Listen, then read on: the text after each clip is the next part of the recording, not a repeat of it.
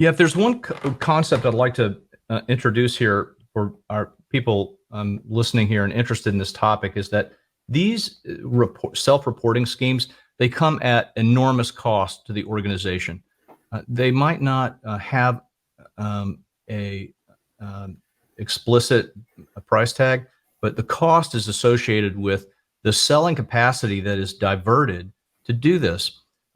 It's an amazing amount of time. In fact, in our research, we found that on average, salespeople are spending 6 hours per week, 5.9 hours per week. The median amount was 5 hours per week. So imagine starting every day, and the first hour and 20 minutes is spent on activity that is satisfying, that is perhaps just satisfying management's interest in information about what the salesperson is doing. So you can run the numbers on this. And by the way, there are 25% of these firms where that number is 8 hours a week, only 1 day a week. We talked to a lot of sales folks as we were getting the ball rolling here, and it was a common refrain. I work all day, and then I go and I have to put fingers to keyboard at the end of the day and try to recall who I talked to and what I talked to them about. And heaven forbid I had to drive out there, or I was in the road traveling or anything like that. And it's not ideal, right? I mean, these are high performance selling machines, and they end up spending 10, 15, 20% of their time on fairly basic data entry tasks. So. Yeah, I mean, we must ask the question, consider this amount, 8 or 6 hours out of 40, that's 15% of a salesperson. So do the math on the loaded cost of a full-time equivalent salesperson. Is the data you're collecting worth 15% of that sum times the number of salespeople you have? My gut says it's not. That's a big number for most organizations, and my gut says it's not worth it. We did ask what people do get from the data, and we find there's a modest yield for most organizations. So about 2/3, 68%, say that they can accurately compare activity levels among salespeople. So they have some sense of who's doing more, or whether your level of activity might be more or less than someone else's. And that's about as good as it gets. So after that, just 51% say they accurately measure selling activity. Fewer, 45%, say they're able to accurately assign selling activity to a sales process step. Only about a quarter can measure the effectiveness of face-to-face meetings. This is really among the activities that are done, these are probably the most important. About the same are able to measure other ways of interacting in meetings, like web meetings, etc. Just 5% can measure the use of text messaging. So where it's happening in those organizations, very few firms are even attempting to get any insight about what's going on with texting. Just seems, I think part of it is there's just no good way to do that, right? It's such a personal thing these days, and there isn't really a good mobile business texting solution that really connects those dots. But this certainly mirrors my experience in the times that I've run sales organizations, where I sort of put everybody up there and go, oh, who's doing more or less or anything like that. But knowing full well there were sort of gaping holes in the data that was being compared, right? I wasn't getting a good insight into the calls and the activities there, and only some people were reporting emails and that sort of thing.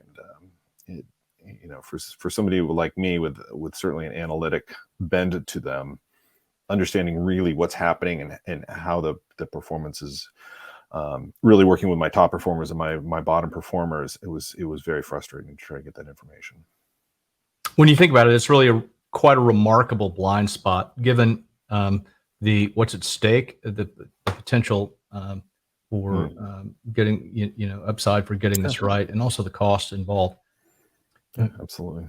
And let's talk a little bit about those few firms. We've been mostly focusing on the firms getting it wrong or not able to get complete data, but some actually are doing a good job. They're in the minority.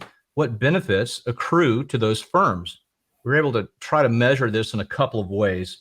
First, we compared the firms who said that they were able to track salesperson activity effectively. In fact, we put them in three categories: those that were effective, those that were ineffective in tracking activity, and those who were ambivalent about their effectiveness. They were neither effective nor ineffective. And then we compared the rates of firm sales objective achievement in those three buckets. So let's take a look at how that turned out. So we found that firms effective in measuring salesperson activity, 88% of those firms met or exceeded the firm sales objective, compared to 65% who were ineffective. So you can see there is a productivity premium that is suggested with this correlation, right? Mm-hmm. It's worth pointing out that those who kind of got it half right also got most of that premium. So obviously, perhaps that means that some of these problems are very difficult to solve, but for the firms who are getting at least making progress, there's still a significant upside here. Well, and to some extent, if your team is rolling and you're hitting the numbers, it's it takes a little pressure off. I think when you start to not hit those numbers as a manager, as a leader, that's when you start to look for, where are things going wrong. Go back to those 6 things that we talked about at the beginning of the session, and not having the ability to put your finger on the pulse of those really becomes self-fulfilling, and suddenly you're left scrambling trying to figure out, I've got ineffective data and I'm not hitting my quota, and how am I going to resolve this? And I think having a good visibility into the team and what they're doing and how they're doing it helps alleviate a lot of things and helps those all boats rise, I think. Indeed. Another correlation we did, this is actually more compelling.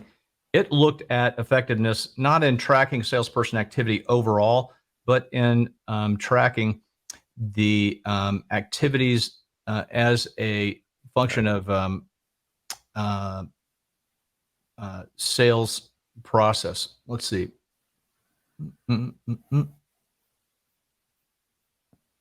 This seems to be the same chart. So it was slightly different. Slightly. Okay. Very good. Remarkably similar, but yeah.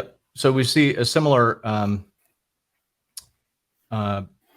sort of not very distinct difference between those ineffective and only moderately effective. Mm-hmm. But we do see quite a premium compared to those who are ineffective. Right. So, okay, good. So it's clear that at least there's a correlation between effectiveness and tracking activity and sales performance.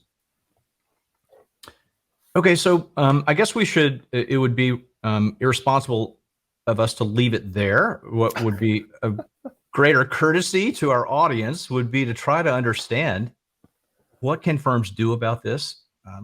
How should they be thinking about it? And what alternatives exist? Your firm is involved in a sort of the frontier of some of these ideas. So really interested in your perspective here.